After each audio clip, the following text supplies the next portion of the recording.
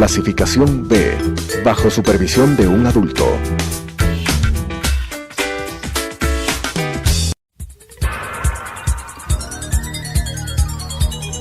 Las opiniones vertidas en este espacio por la producción y dirección del programa son de exclusiva responsabilidad de sus autores y de quienes intervienen en ellos.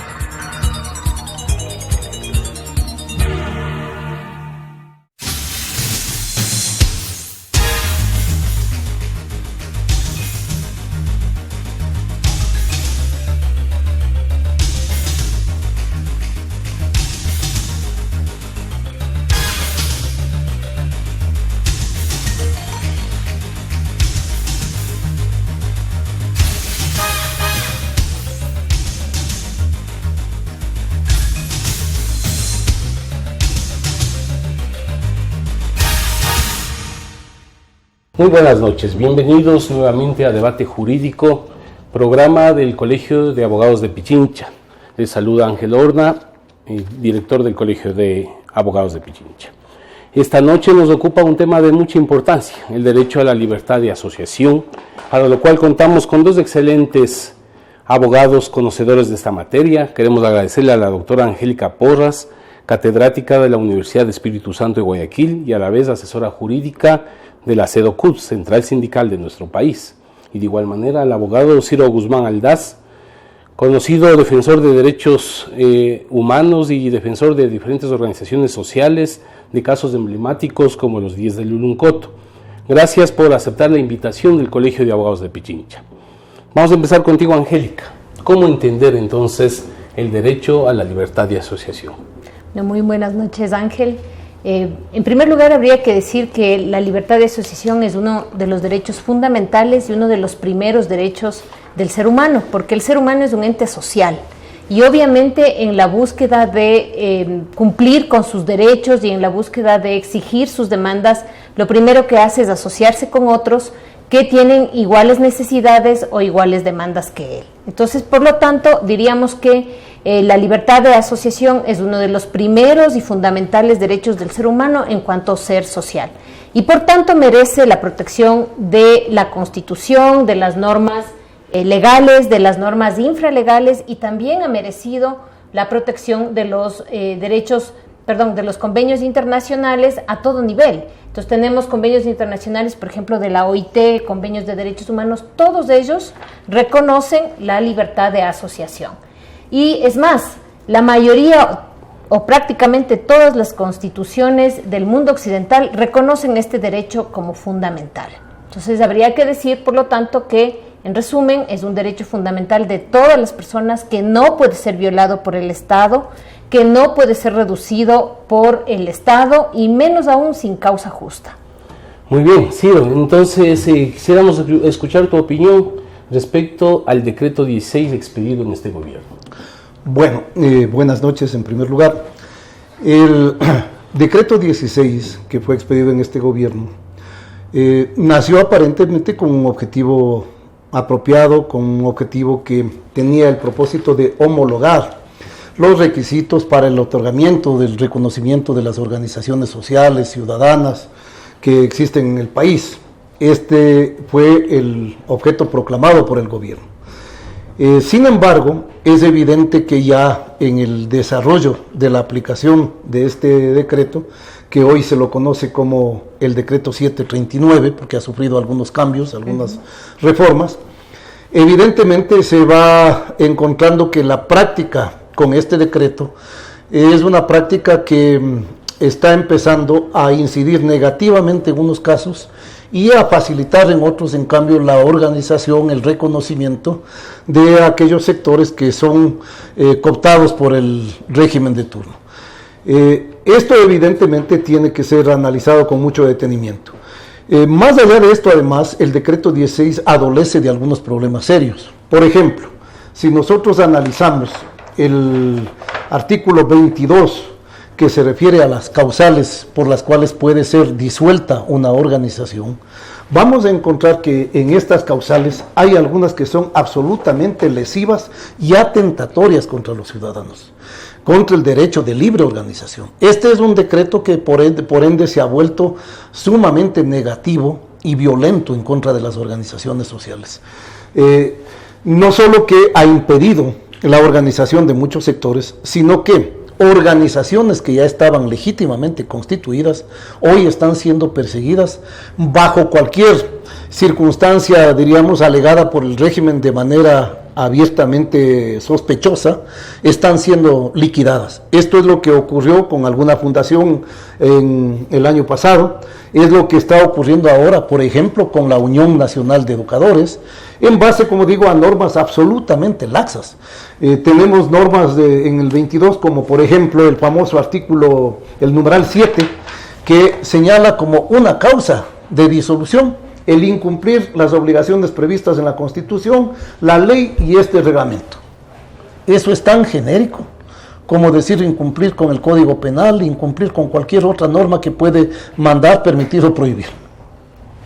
Entonces, ¿cómo entender, Angélica, lo que nos dice ahorita Ciro?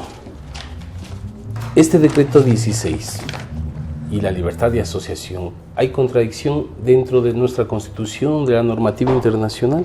Claro que sí. Hay contradicción no solo con la Constitución, sino también con los tratados internacionales, porque un ejemplo clarísimo de esto se da en la libertad de asociación de los trabajadores. Las normas internacionales, los convenios 87 y 98 de la OIT son muy claros al especificar qué se debe entender por la libertad de asociación, y precisamente significa la no intromisión del Estado. Es decir, el Estado debe limitarse a registrar la existencia de las organizaciones sociales, de las asociaciones, cuando es del caso, porque hay muchas veces que las asociaciones son espontáneas y no hace falta el registro del Estado. Pero en los casos en que hace falta el registro del Estado, como por ejemplo en el caso de los sindicatos, no es posible, lo ha dicho la OIT en múltiples recomendaciones, que el Estado asuma que el Estado, a través de sus entes administrativos como el Ministerio de Trabajo, por ejemplo, asuma la calidad de juez y no solamente registre la organización, sino que empiece a analizar si es que a criterio de un funcionario administrativo está o no conforme a la ley o conforme a la Constitución.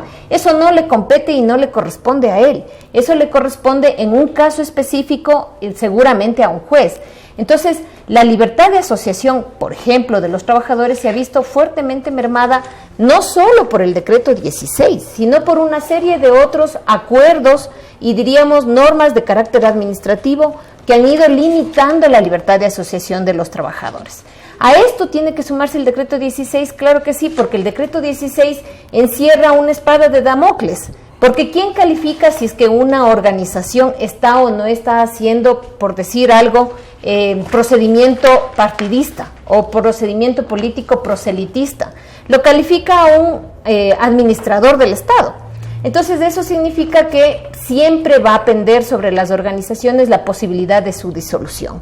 Y eso es una amenaza.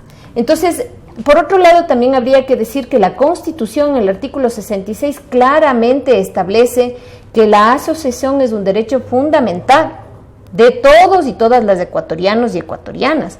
Por lo tanto, cualquier limitación que exceda los límites legales y constitucionales es injusta. ¿Y por qué hay que hacer esta aclaración? Porque sí se puede limitar en ciertos casos excepcionales, por ejemplo, cuando hay estado de excepción. Ahí se limita la libertad de asociación, pero no se puede limitar de manera genérica la libertad de asociación porque estamos restringiendo un derecho. Entonces, los derechos no se restringen de manera genérica, en abstracto. Los derechos se restringen sobre la situación concreta cuando entran en conflicto con otros derechos. Y ese análisis lo hace un juez, no puede estar hecho por un acuerdo, un decreto o una norma inferior a la ley o a la Constitución. Entonces, en resumen, diríamos que por supuesto que ha influenciado en no solo el decreto 16, sino una serie de normas de carácter administrativo en la libertad de asociación de los trabajadores y en general de los ecuatorianos. Qué interesante tratar esta temática. No sé, entonces, Ciro, si nos ayudas respecto a qué consecuencias prácticas ha traído la aplicación del decreto 16 en nuestro país. Bueno, como señalamos hace un momento, la existencia de normas absolutamente genéricas en este decreto 16, hoy 739, que en los hechos han entrado en contradicción con convenios y tratados internacionales que garantizan este derecho. Declaración Americana de los Derechos y Deberes del Hombre, en su artículo 22, consagra el derecho de libre asociación. La Convención Americana sobre Derechos Humanos, Pacto de San José, consagra también en sus numerales 1 y 2 este derecho. Es decir, hay una serie de normas que están hoy siendo violentadas por la aplicación del decreto 16. ¿Y qué ha traído como resultado? El resultado es diríamos, el proceso de persecución selectiva que se está haciendo por parte del gobierno a determinadas organizaciones. Y amparados en determinadas normas, inmediatamente, si la organización no es funcional al régimen, no se somete, diríamos, a sus parámetros de condicionamiento, entonces la organización es inmediatamente liquidada. ¿Qué ocurre, por ejemplo, ahora con la Unión Nacional de Educadores? Yo creo que este es un caso emblemático que conviene analizar en este momento.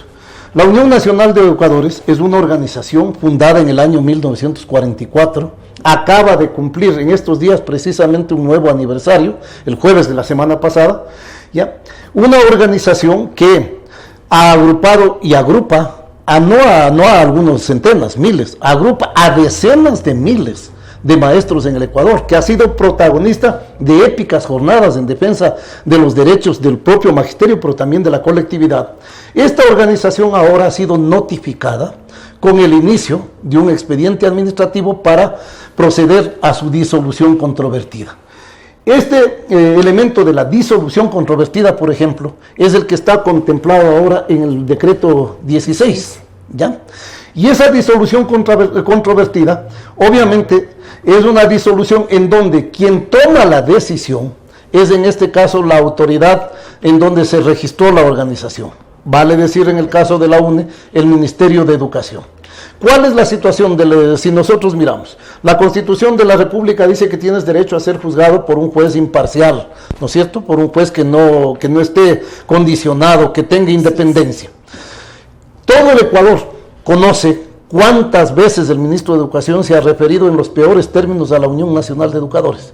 Podemos pensar entonces que el ministro de Educación, o ahora el subsecretario de Educación por delegación de él, puede ser un juez imparcial, objetivo, que supuestamente analice los elementos de hecho y de derecho que puedan eventualmente llevar a una disolución de la Unión Nacional de Educadores. Evidentemente que no. Entonces entramos en lo que decía Angélica hace un momento.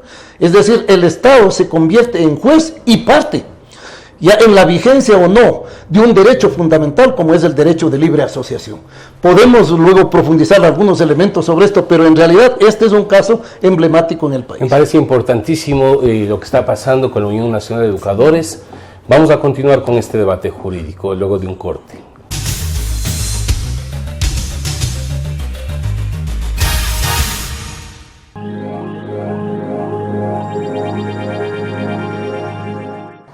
Adriana, cancélame todas las reuniones. No voy a ir a la oficina. Estoy con una jaqueca que no aguanto. ¡El jefe no viene!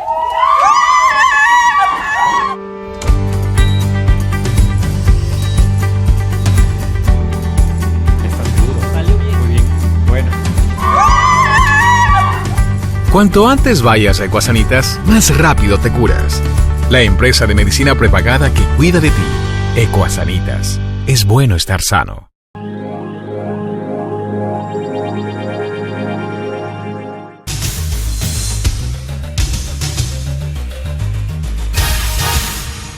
Nuevamente, debate jurídico del Colegio de Abogados de Pichincha, con la presencia de dos importantes juristas, el abogado Ciro Guzmán y la doctora Angélica Porras. Interesante el tema de la libertad de asociación. Ayúdanos dando luces, Angélica. ¿El decreto 16 está enmarcado en la Constitución del Ecuador? Bueno, antes de contestar a tu pregunta, yo quisiera referirme a algunos elementos en torno al caso de la UNE. Habría que decir en primer lugar que precisamente esta forma de entender, una forma equivocada de entender la libertad de asociación, pues como decíamos, el primer requisito es que el Estado se mantenga al margen y salvo casos muy excepcionales puede regular algo de la libertad de asociación. Pero ¿qué sucede en el caso de la UNE? En el caso de la UNE, por esta forma equivocada de entender la libertad de asociación, lo que se provoca es una persecución a ciertas manifestaciones de opinión y manifestaciones incluso políticas, manifestaciones de conciencia.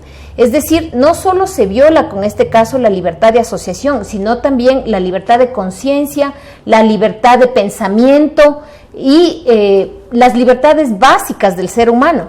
Recordemos que las libertades son considerados un grupo de derechos en lo que les caracteriza es la abstención del Estado. Es decir, mientras más lejos está el Estado para dejar un espacio de manifestación de estas libertades es mejor.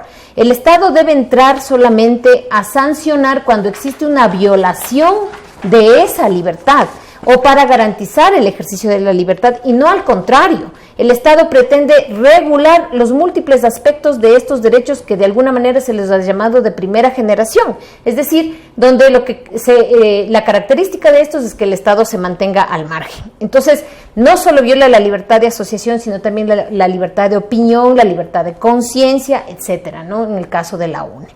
Ahora bien, con respecto a lo que tú preguntabas, que es concretamente si el decreto 16 viola la Constitución, yo diría que viola la Constitución, pero también viola la ley. Y viola la Constitución en el sentido de que está atentando a los derechos fundamentales de los seres humanos. Las libertades, como decíamos, son espacios de no intervención, no solo del Estado, sino también de otras personas.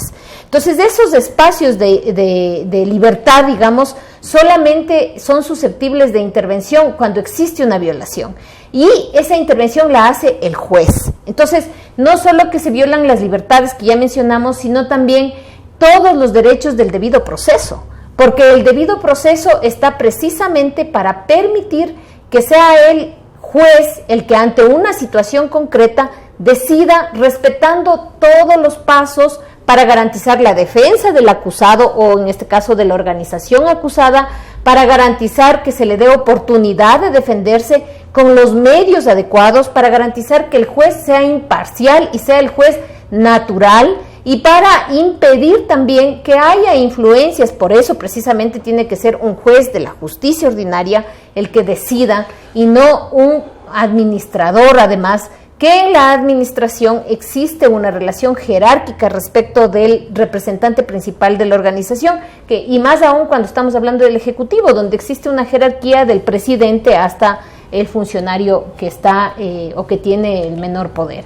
Entonces, diríamos que obviamente viola la Constitución en los derechos de libertad, en los derechos de protección, en el debido proceso, y viola la ley.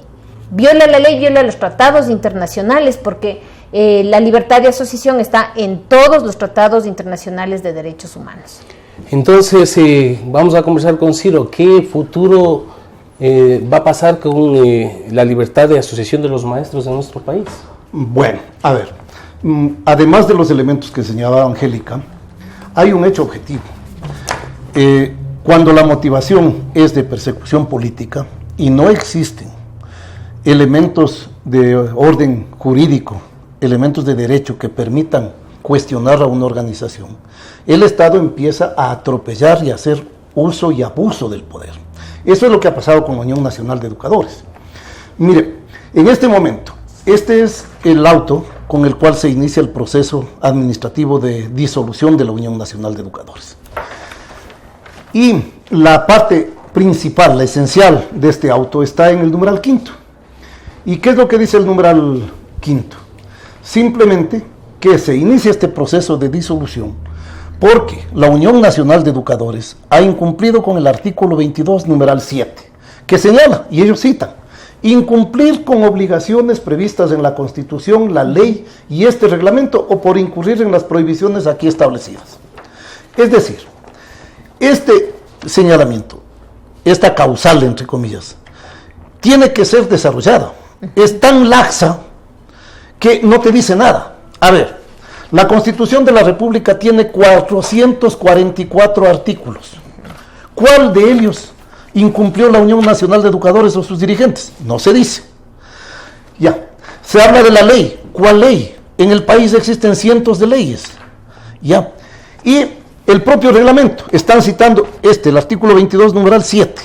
Por lo tanto, esta es el mejor ejemplo ¿ya?, de un auto administrativo carente de toda motivación fáctica y jurídica. No te dicen ni qué hizo la UNE, y con ese hecho, con ese acto, con ese hecho fáctico, ¿qué norma violó la UNE? Por lo tanto, esto trae un segundo problema, la indefensión. A ver, si a mí me acusan de algo, pero no me dicen, digamos, si a mí me dicen te vamos a llevar detenido, pero no me dicen por qué, y me dicen defiéndete, ¿yo cómo me defiendo? No sé de qué me acusan, no puedo defenderme. Entonces, esto muestra la intencionalidad de fondo, es decir, hay que eliminarle a la UNE, hay que invocar el decreto 16, hay que tomar una norma absolutamente genérica y laxa, y en base a ella hay que procesarle. Pero al hacer eso, se está violentando lo que ya se dijo hace un momento, todo el debido proceso. Aquí no hay motivación, por ende no hay derecho a la defensa, se está violando la propia Constitución de la República, los pactos y convenios internacionales. Tanto no pueden defender esto, que ahora el ministro de Educación por afuera, ¿qué dice? Dice que a la UNE lo van a ilegalizar porque supuestamente no ha inscrito su directiva, porque supuestamente la presidenta no es maestra activa, pero nada de eso que él dice afuera está aquí, en el auto de inicio del proceso administrativo. Por lo tanto, lo que se puede percibir nítidamente aquí es el inicio de un proceso de persecución política contra la UNE. Lo que quiere el gobierno es liquidar a la UNE, ¿ya?, invocando una norma como estas que no resuelven ningún problema desde el punto de vista del debido proceso y de la motivación constitucional, y lógicamente sacarle a la UNE del escenario. Por eso, la UNE ha señalado que esto es totalmente nulo, de nulidad absoluta. El 76.7L señala que no hay motivación cuando no hay pertinencia entre los fundamentos de hecho y de derecho, y esa resolución es nula, y además el funcionario que la expide debe ser sancionado. Por supuesto, pero también el decreto 16 afecta a los derechos laborales. Angélica, tú como asesora de la CEDOCUD, queremos tu opinión. Bueno, yo quisiera, antes de contestar tu pregunta, referirme a lo que ha mencionado Ciro. Fíjese usted que el artículo 76, numeral 3 de la Constitución señala que nadie podrá ser juzgado ni sancionado por un acto u omisión que al momento de cometerse no esté tipificado en la ley como infracción penal, como infracción administrativa. Justamente lo que señala Ciro es que esa norma que está señalada allí como fundamento de la decisión no es una norma que tipifica ninguna conducta.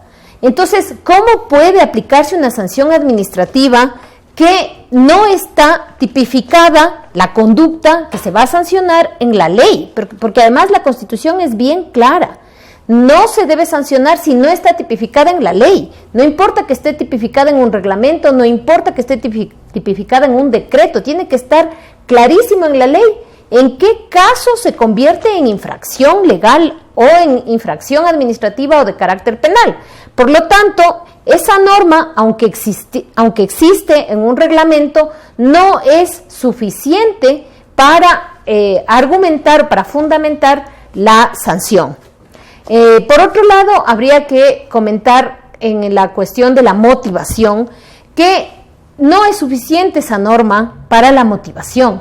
La motivación supone un ejercicio de quien está aplicando, entre comillas, justicia, que no le corresponde al ente administrativo, pero tiene que hacer un ejercicio de raciocinio judicial, es decir, tiene que decir, en esta norma viola tal hecho, viola tal parte de la disposición jurídica y por tanto cabe tal sanción que está tipificada en tal otra ley o tal otra norma de la que se trate.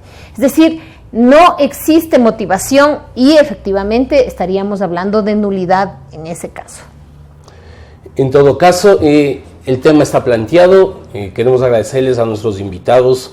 Esto es Debate Jurídico del Colegio de Abogados de Pichincha. Muy buenas noches. Las opiniones vertidas en este espacio por la producción y dirección del programa son de exclusiva responsabilidad de sus autores y de quienes intervienen en ellos.